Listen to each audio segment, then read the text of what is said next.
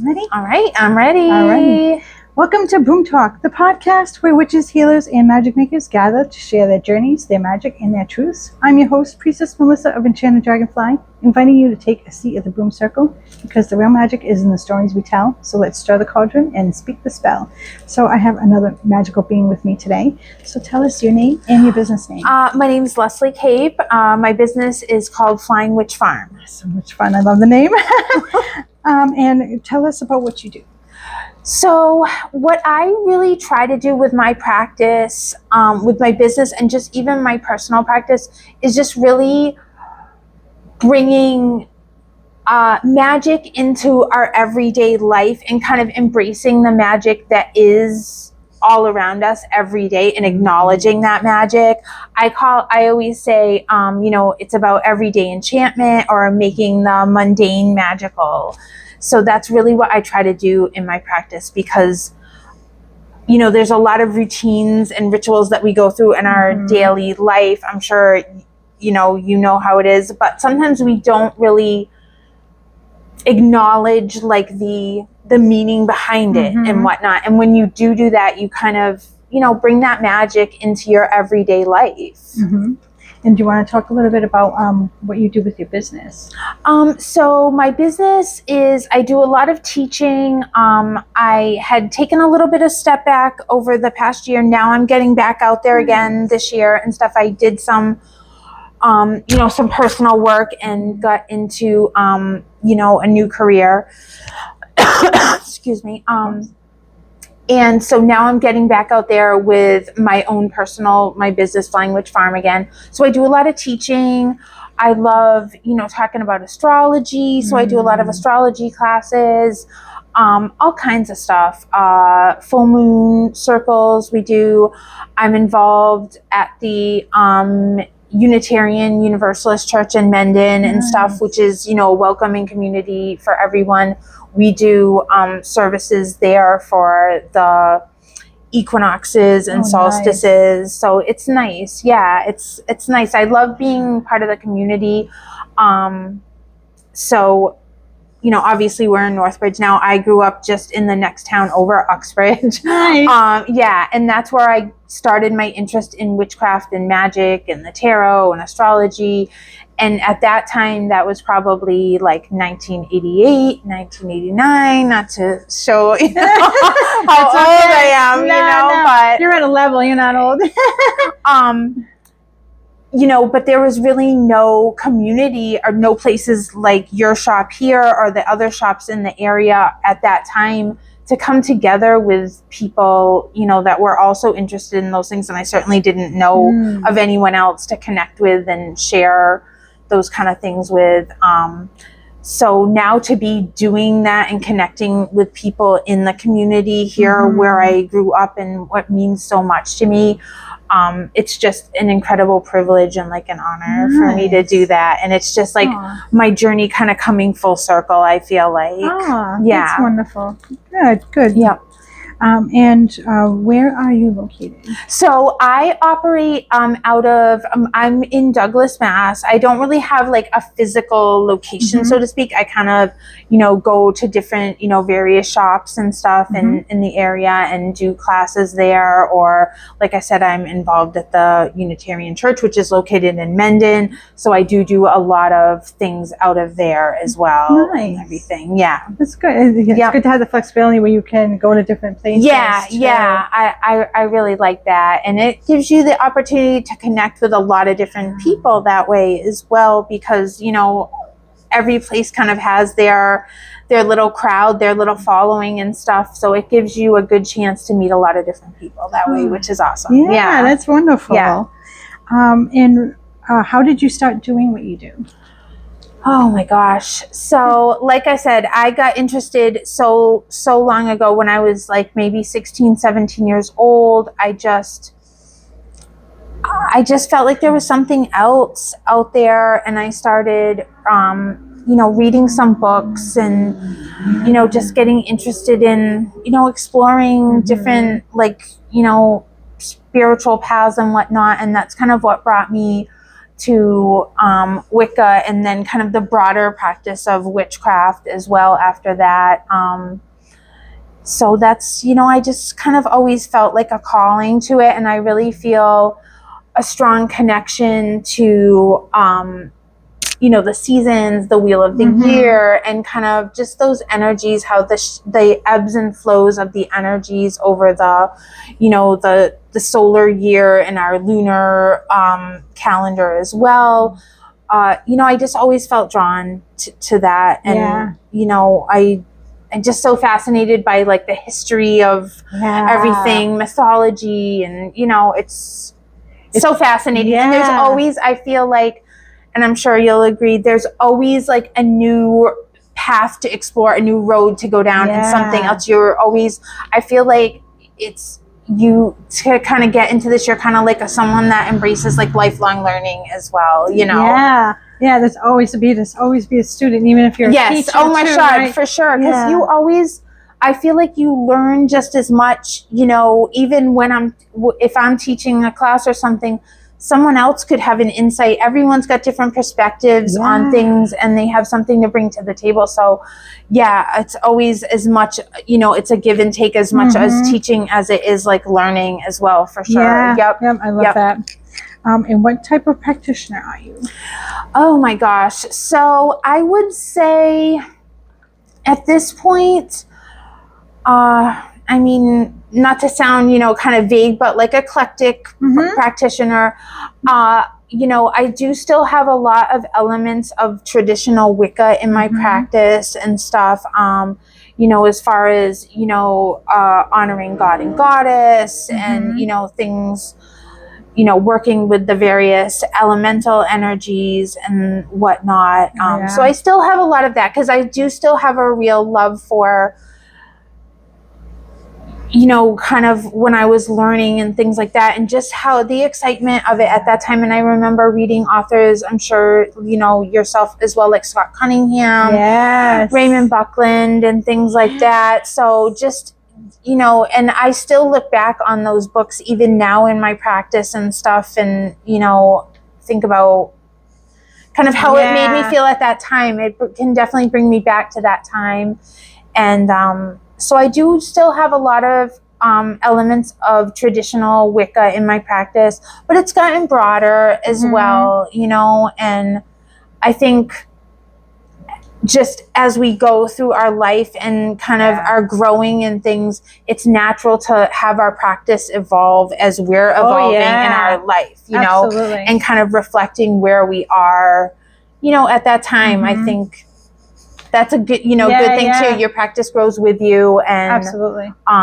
So I would say, it's eclectic, but I draw from a lot to things, but I do still go back to those Wiccan classics. roots. Yes, for Raymond sure. Grimassi also comes to mind. Oh my God, Raymond Grimassi for sure. Yep, definitely. Talking about like books that were influential on me, there's one called True Magic by Amber Kay, and that's like the one that really kind of like made it click for me at that time. And there's been like some reissues of it and stuff, but I still have my little like paperback one that I had at that time and everything. But that was one that was really influential on me, as just, like this is what it's really like clicked, like, oh yeah, this is what I'm like have been feeling. This is what I've been talking about. That connection with like nature and, things like that. Like I said, I love living, especially here, like in New England, where we have such like, distinct seasons and stuff. So it's really nice, because I really feel like that connection and everything. Oh yeah, absolutely. Yeah, I love that.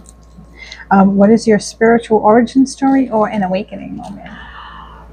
Oh boy.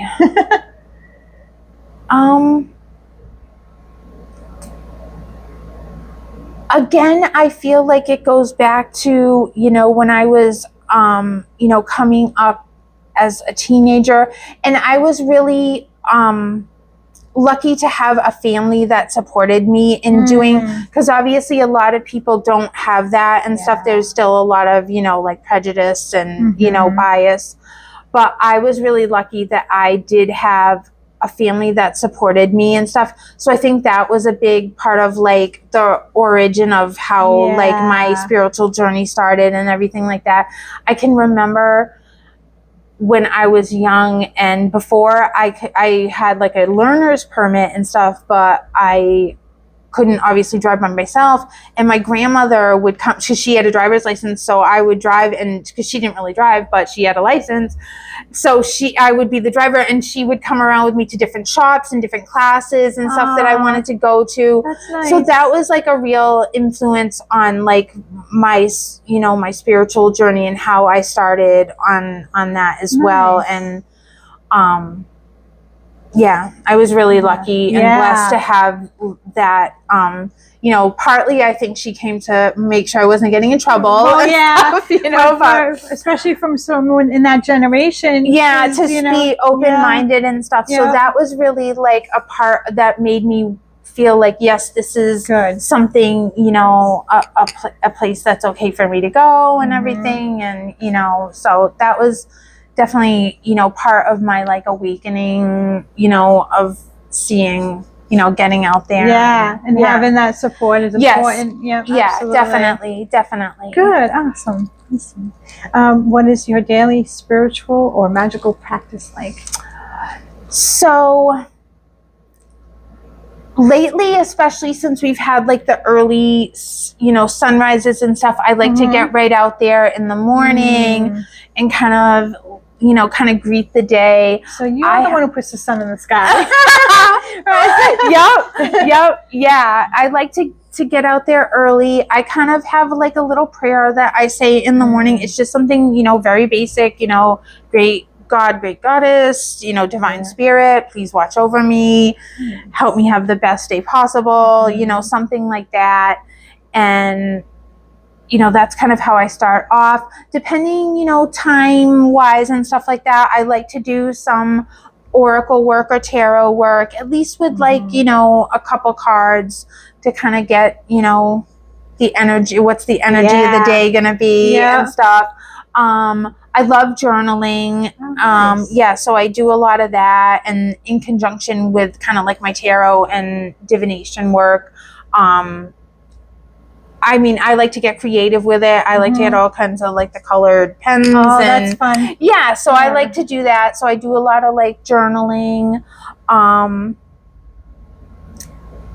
Same thing at night. I kind of try to have a little wind down time too, where I try to, just think back. And, again, I have a little prayer that I say, thank you for watching over me today. And, that gratefulness. Yeah, exactly. Yes.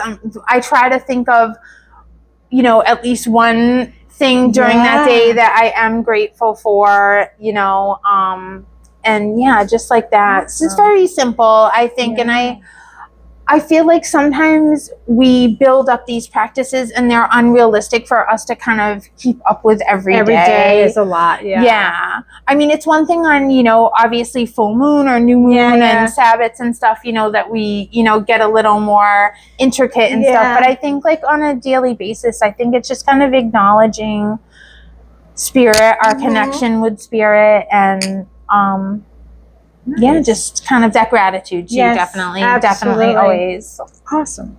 And it's important. Yeah. Who or what inspires your path the most? Again, I think my grandmother, going back to that, definitely my grandmother, even though she was not like a witchy person at all or whatever, but she was so, encouraging to me and letting me be myself and never trying to say that's bad and I have a practice now. Another thing that's really big in my personal practice is kind of that connection with our ancestors, and not only our distant ancestors, but our recently departed loved ones too. So in my practice, I'm constantly talking with my grandmother, my grandfather, my mom and stuff. So I always feel that they're very near to me and stuff like that. So even now today, she's still an incredible, influence on my practice. And I just think, like with her and my grandfather and my mom, they were my best guides when they were here in the Yeah. physical world, and why should that kind of end just because they've kind of transitioned on to, you know, a new phase and stuff, you know. They're still, you know, I still have a great connection with, like I said, my family, and, you know, I'm also someone that thinks you bring a lot of that into your home and your practice, like when we cook like recipes and stuff that they loved, or, you know, watch their favorite movies, listen to their favorite songs and things like that, you know, kind of like we keep them alive and stuff. So, you know, and it's just it's like I said, it's still a huge part of my practice today, you know, connecting with the departed, our departed dead, our loved ones. Oh, they're very much a part of us, right? Yes. Oh my gosh. So if, I mean, if it weren't for them, we wouldn't be here, right? Yep. Literally. Absolutely. Yes. Yes. Literally. Yes. Yeah. Oh, that's wonderful. I love it. What's the biggest challenge you faced on your journey, and how did you overcome it? I think my biggest challenge on my journey has been kind of, you know, self-doubt sometimes, negative talk and stuff like that. And especially, you know, when I was going to get out and start doing, you know, getting out like into the public to start teaching classes or leading ritual and stuff like that. You know, there was like self-doubt. Can I do this? Are people gonna like it? You know, things like that. So that was like a challenge.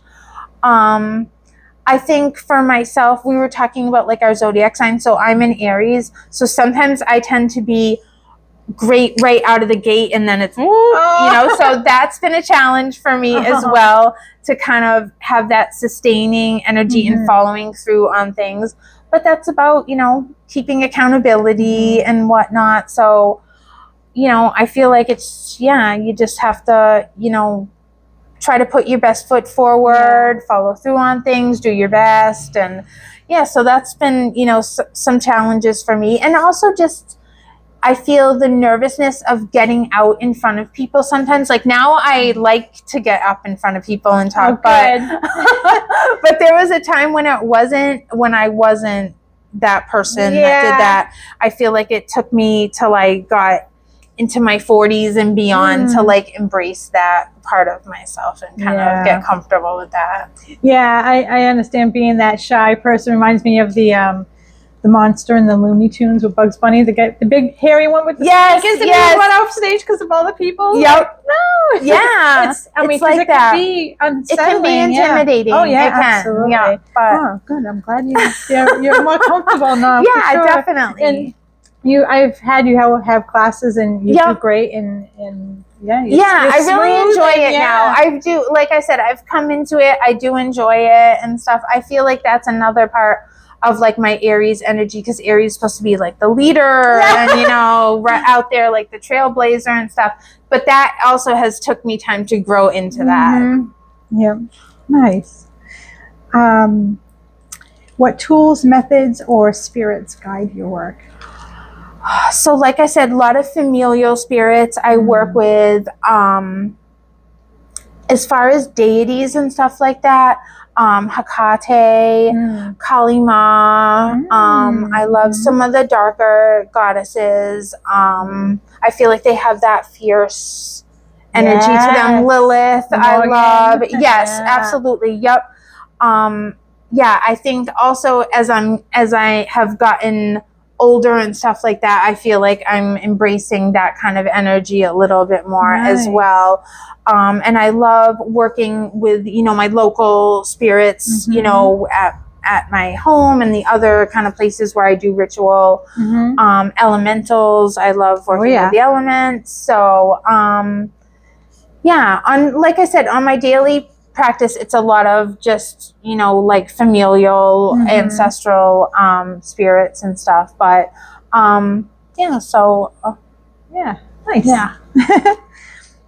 How do you stay energetically protected and grounded?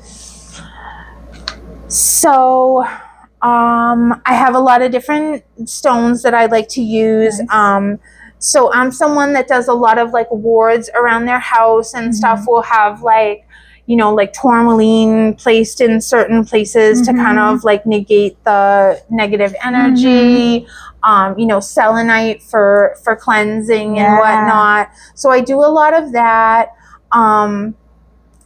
You know, a lot of like folksy type stuff as far as like around the house and the yard is keeping protected, like that, you know, salt and different symbols and whatnot. I love that kind of like, you know, some of the older school yes, stuff. exactly. Like some folksy, like, you know, old wives tale type stuff. Love some of that. So I love that kind of stuff.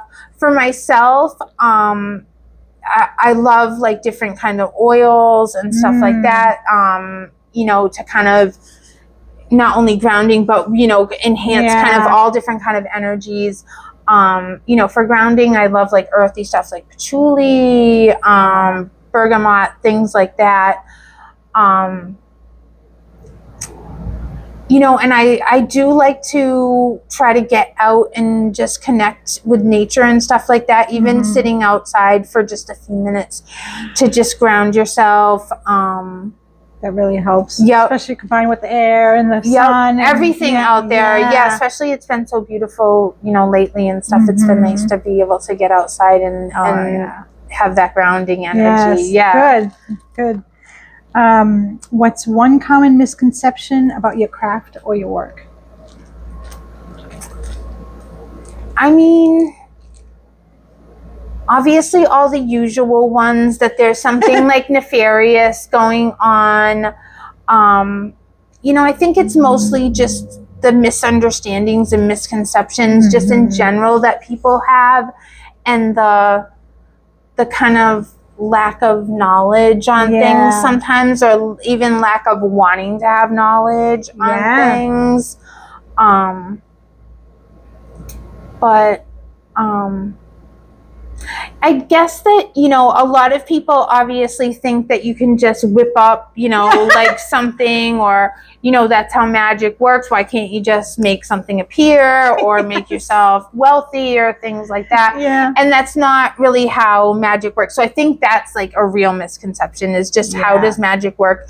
And that it's not only about, you know, snapping your fingers or having like a magic wand or something like that. Like, not that those things aren't great, but that it's really about your intention and then putting like work into it. I think that's the biggest misconception. I would say that you don't have to put work into magic, and that is just it's totally wrong. I mean, if we could whip it up, there'd be more billionaires on the planet. Exactly. As I always say, like, you wouldn't say like, oh, I want a great new job, and then not update your resume, and, you know, or something like that. You have to have the intention of, this is what I want, and then you have to have the steps of putting it into like action. So I think that's like the biggest misconception. I'm sure you come across people just think it's going to happen, or also people having the misconception with things like divination, like that it can tell you, you know, definite answer of what's going to happen and things like that.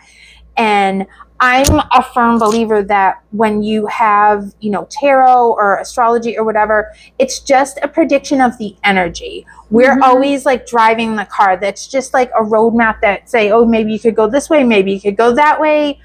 But you're making this decision and you're in control and stuff. And I think that another thing piggybacking on that is, I think people sometimes want to have the responsibility of taking, you know, the action and making the decision taken off of them. So they're looking for like, oh, this tarot card will tell me, you know, that this is going to happen, or it's not going to happen, so I'm not even going to try. Or they're looking to, you know, have like a easy way out and stuff, you know. And I think that that's like a misconception, that magic or divination or whatever is like an easy way to get what you want or whatever. And it's not, it's just a tool to help you get what you want. I would say. Well said.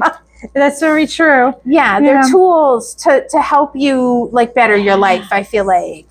Absolutely. Can you share a powerful or memorable client transformation? Yes, yes. So recently, actually, I was talking with someone that's a coworker, and she was kind of asking me for advice and wanted me to do a tarot reading for her. So I did it and everything, and it was good, but it also showed where she, because that's another thing, people don't sometimes want to see what the cards are telling them too, that she was kind of getting in her own way on things, which often we're all guilty of that, being our own worst enemy sometimes.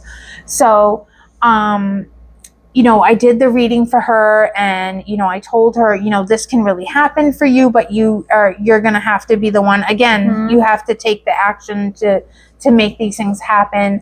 So she was trying to get into like a training program to switch careers. So turns out she has gotten into the program. So it's awesome. She's gonna get to have a whole new career, which is awesome, for me to know that, like, I was able to give her some insight on the way to do that. And she wants to kind of help people, so she's going to be more kind of it's in healthcare, in a patient facing role, and actually working with patients and stuff. So I was glad to be able to do that. It's nice. To that's awesome when you're able to help somebody like that as well, and point out. And when they, like I said, when they take it to heart and are able to put those changes into motion. Yeah. Oh, that's wonderful. Yeah. It's like if they're looking for that, it's like a direction in which way, and you provide that. The universe is saying, this, take a left instead of a right, or what have they. Yeah. And it really absolutely helps. Yeah, absolutely. Yeah. Like I said, it's all I feel like the information is there. It's all how we like apply it in our lives. Yep. Perspective for real. Yep. Absolutely. What sacred self-care practices keep you aligned?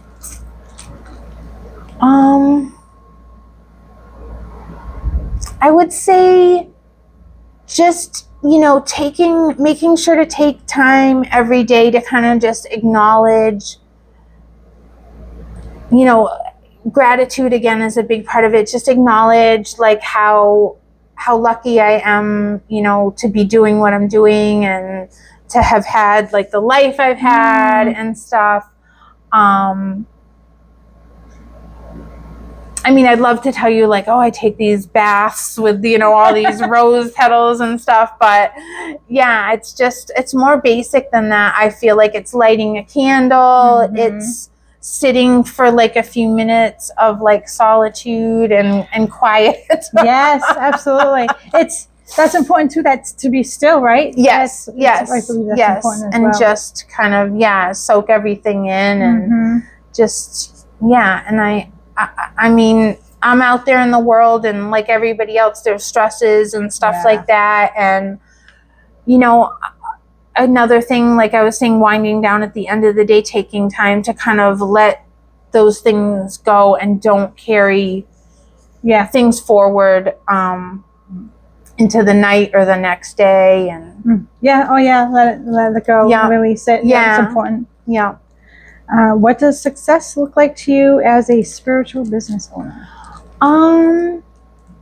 Connecting with people, making, a difference in people's lives, hopefully being able to provide insights on things, really being able to help people. Like I said, I really want people to acknowledge kind of the magic that is in their life, and that there's little things that we can do, like different colors that we can bring in, and different scents, or, things like that we can bring in to change like our energy and kind of help them bring magic into their everyday life. So really, when somebody says, I specifically picked out, I had another client that she had done some like painting and stuff, and she said, oh, I picked this color and put it in this room because it's, brings like this tranquil energy and stuff.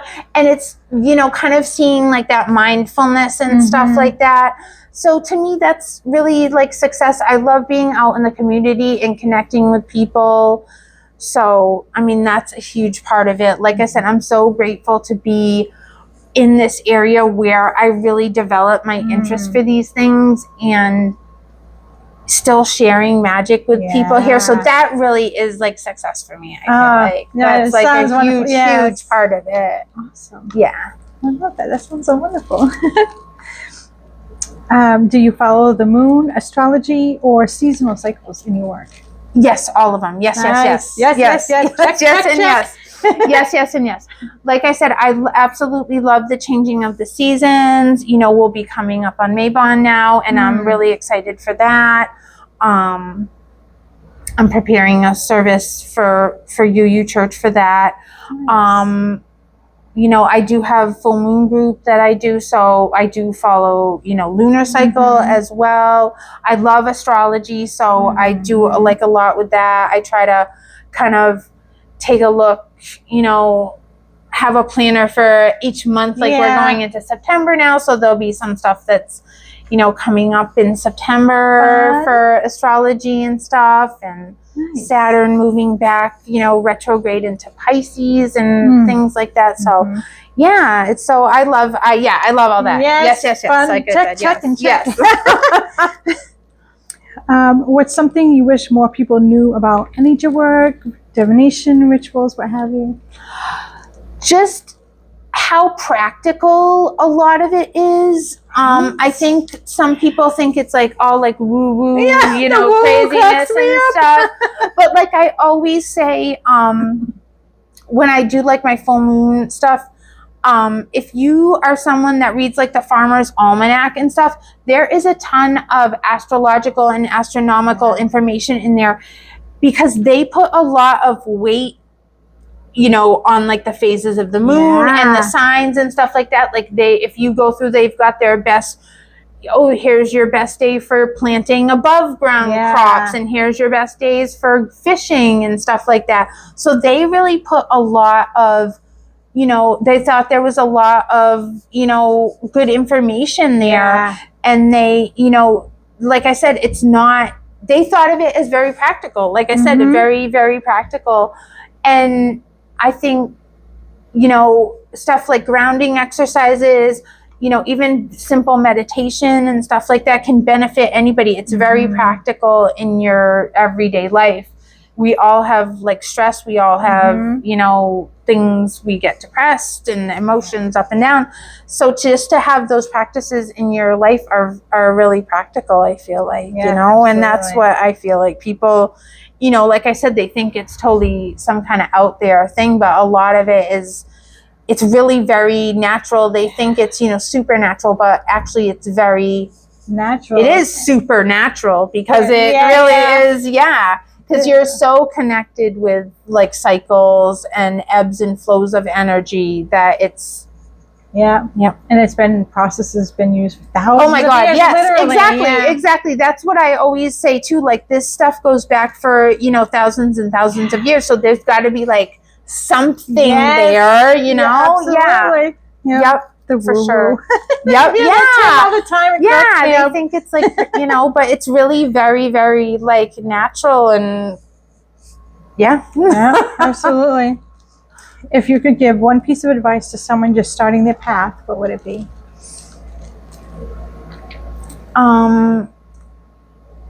You know, definitely follow your intuition and stuff. Trust your intuition.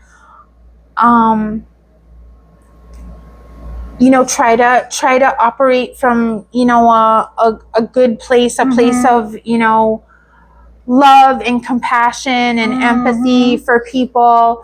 And don't worry. I always also say to people, you know, at ritual and stuff, don't worry about like being perfect, and don't worry that you're not doing it right. I'm sure you hear all the time, you know, I'm afraid I'm not doing it right and stuff. There's no such thing as you're not doing it right. I agree. Just trust your instincts, follow your instincts. Try to connect with good people that can help you, you know, guide you along, and Yeah. Yeah. Good advice. Yeah. If they want to use a blue candle to represent the sun, go for it. Yeah. It's all what works for them, and some people said, that's so funny that you said, like, because we were talking about fire and somebody said, oh, well, I think about like blue or whatever like that. And then, but when you think about like a flame, like there is blue element to like the flame. So yeah, go for it. Like you said, just go for it because everything, you can, magic is, kind of what you make it. I feel like, I agree. I feel the same. Absolutely. What magic are you currently brewing in regards to like maybe events you're doing now? I know sometimes we have releases that are pending. You don't have to talk about anything you don't want to, but if you're doing any offerings right now that are on the books, do you want to talk about any of that stuff? Like classes and stuff that I have coming up? So I have some astrology classes coming up. Those are going to be in Uxbridge. Those are in October, like the 4th and the 25th or something like that, I think. We do have our full moon group that we'll be doing definitely in September and October. After that, weather permitting and stuff like that. That's in Uxbridge also. And as I said, I'm also involved in the Unitarian Universalist Congregation of Mendon and Uxbridge. The church is located in Mendon. We do have, like I said, we do services for solstice and equinox. And that is a community, if people aren't familiar with UU Church, it's for everybody. Yeah. It's for everybody. It's not Christian, it's non-denominational, it's all everyone is welcome. And we draw, it's really interesting, we draw from all different kinds of backgrounds, all different kinds of spiritual paths, so it's really interesting. I love that, and I find it fascinating how similar all people's different beliefs are. It's just the details, right? At the end, big picture is and a lot of like the mythology and stuff. There's a lot of like parallels and stuff in the throughout the different cultures and spiritual paths and stuff. So it's really interesting. You would unfortunately we live in society where we're focusing so much on like our differences, but as you said, there really are so many parallels and so many commonalities that are out there that it's too bad that we don't kind of focus more on that. But I think that's one of the things, right? I was going to say, like, that's one of the things that I also hope to kind of do with my practice and my business is kind of bring stuff from all different kind of without like appropriating things and stuff like that, because I realize that can be a sensitive thing as well. But at that same time, there's so many wonderful traditions, and we should be reaching out to people. And I'm always like curious about customs and traditions of different like cultures and different religions and everything. I think it's fascinating. Me too. Absolutely. So I have some fun questions for you. Okay. So what is your sun, moon, and rising sign? So I'm an Aries sun, Leo moon, and Virgo rising. Nice. So I feel like how like that is kind of represented for me is I tend to have like my Virgo kind of out there where I kind of look like I have, I'm all organized and this or that. But then in the background, obviously, there's Aries and Leo, so everything's on fire like, in the background. Don't look behind the screen. Yes, exactly. Yes, don't look behind the screen. We got a bonfire going on in the back room. Because everything's on fire back there. I'm putting on like the good organized face and stuff like that. So I feel like I have a pretty good mix going on there, but it's a good mix. That's my, I think you're doing good. Don't worry about it. Awesome. I love it. Do you have a favorite crystal or herb or tool that you work with? So crystal, I would say my favorite to work with is usually just like clear quartz, because I feel like you can do so much with it. You can charge it for anything you want. Herbs, I mean, there's so many good ones. I don't know if I really have a favorite. They're all gonna get jealous. Don't tell. I mean, I love mullein because I love like kind of the protective qualities of it and stuff like that. That's one that I use a lot in my like warding and stuff like that. Some good old fashioned salt. Yeah. Yeah. You know, and you can do so many fun things with salt, coloring it. Another thing, so all purpose and stuff. For tools, I mean, I would say my favorite like tool in general is the wand. And I have a lot of different ones that I love working with. Clay ones and wooden ones, and so I have a pretty good collection and stuff. That's probably my favorite magical tool in general. Fun stuff. I love it. What is your magical nickname or archetype that you resonate with? I don't really have a magical nickname. I've always just gone by my own name, Leslie. I've always felt like I never felt like I needed like another name. Like I always just felt I wanted to be like authentic in who I am. So I've always just used my own name, you know, and then Priestess Leslie, you know, as I, you know, have gone on through my studies and stuff like that. Archetype that I would say that I resonate with, I mean, right now, definitely a lot of like crone, you know, archetype and stuff as I'm getting, you know, older in my life and stuff and coming into kind of that energy and stuff. So definitely crone archetype, nurturer archetype also, I think, you know, being like in healthcare and stuff like that. There's that part of it, caregiver, nurturer archetype. Nice. The healer, the teacher. Yeah, I see that. Tea or tincture? Tincture. Nice. Yeah. Tarot or runes? Tarot, definitely. Yeah. I'm not very well versed in the runes. I use them once in a while in ritual, like more for the symbolism of them and stuff like that. But as far as like history, reading, no, not at all. Yeah, I'll use them, you know, for their, you know, like I said, for symbolism and ritual and stuff. But I'm not really well versed in runes. But tarot, I absolutely love.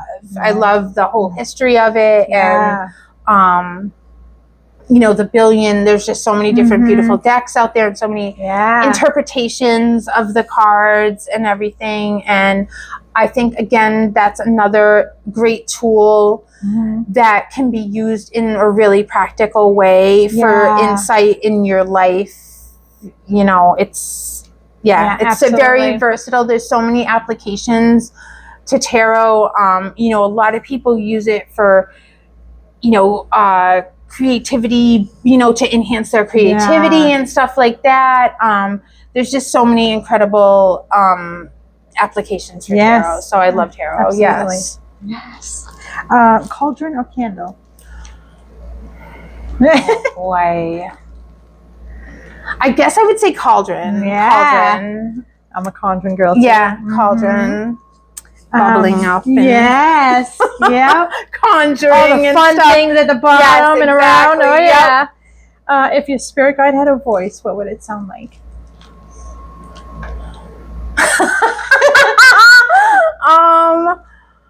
Oh gosh. I don't know. Maybe like Alf. I think it would be like Alf. Would it be sarcastic too? Yes, it would. It would. Alf, the little alien guy. Yeah, Alf. So yep, that's what it would sound like, I think. That's awesome. I love it. And do you have any pets? Oh yeah. Yep. Yeah. We have 4 dogs. I'm a huge, like, I've always been really into dogs and stuff. We had many, many more. I won't even say how many, but we used to have a lot more than 4. But yeah, I just love, that's another thing. I love having like the animals around. You were talking about things to ground you and stuff like that. I think being home and with animals and stuff like that, they have such a spirit and such an energy to them that they kind of are able to kind of ground you and stuff like that. And you have that relationship with them. But yeah, I love animals, and that's another thing, you know, even in my environment where we live in Douglas, we get a lot of deers coming through and rabbits and, you know, tons of birds and stuff. I have, you know, lots of feeders out and everything like that. Like I like to have that environment around me and stuff, and I just love to sit the place where I work and do my, you know, classes and do all my stuff is, you know, right near the window where I look out and see like the birds and everything. And so what kind of dogs are they? So we have they're all like mixes and stuff. They're all rescue dogs. So we have a Chihuahua. He's 18 years old, Taco. He's crazy. Crazy Taco. Crazy Taco. Yep, he's like a daddy's boy. Then we have Edie. She's like a total like Heinz 57 mix. We don't even know. She's a sweetheart. She's like a master snuggler dog. Coco, she's our beagle mix. She like howls like crazy, howling at the moon all the time. But she's very cute too. And then we have Tinkerbell. She's a Chewini. Like a Chihuahua Dachshund mix. Yeah. So she's cute. That's so funny. Yeah. The So that's what we have. Yeah. Dachshunds are my favorite. That's really my favorite dog. We did have 3 of them at one time. But yeah, so yeah, I love animals, love having so like cute. That energy around, and they're just such great company. And love they're dogs. So awesome. Yeah. So those were all the questions I had for you today. And did you want to talk about anything else? Not really. Just thank you so much for having me on, and it's great to be here. And thank you for being out in the community and stuff like that. It's like I said, it's so great to have like shops and places like this, you know, for people to come and connect and everything, and just to build community. I think another thing, misconception that you would think people have is, you know, what an amazing community we have and how welcoming it is. And, you know, people, you know, if you're scared or you're not exactly sure, it's really not anything to be scared of. And I think, you're probably the same way with your stuff, and I am with mine. Nobody is ever like pressured into participating in anything. Right. You can sit back and just observe and, you know, ask questions. And I always say, don't worry about getting every word right or something like that. It's more about your intention. It's about sharing time with community, having that space to be together and enjoy everybody's energy and stuff. It's really, that's what it's about. Not being perfect. Like when we use those words, perfect love, perfect trust, it's more for the individual. Yes, like, exactly. Yeah. You know, just it's about coming into that space and just trusting and being in that space of love and trust and not having to be perfect. Yes, right, exactly. It's perfectly imperfect. Yes, yes. Yeah. And I'm going to post a link in the description for them to find you. Want me to put your Flying Witch Farm on Facebook link or something else? Yeah, I can, or I'll send you a link. I have like a website and stuff that I'm putting up and stuff like that has like my stuff on it. So yeah. Okay. Awesome. Thank you, Melissa. Absolutely. It's my pleasure to have you. Thank you for joining. And go check her out and check out her classes. We've hosted a few and I've attended a few, and they're amazing. She's a great teacher. So as always, come check us out at Enchanted Dragonfly, 99 Church Street, Whitinsville, Massachusetts. And give this podcast channel a follow, a like, subscribe, what have you, like the episode. Help us keep magically growing and giving you all these wonderful interviews with all these wonderful magical people. And we love you all. Blessed be. Bye, guys. Thank you so much.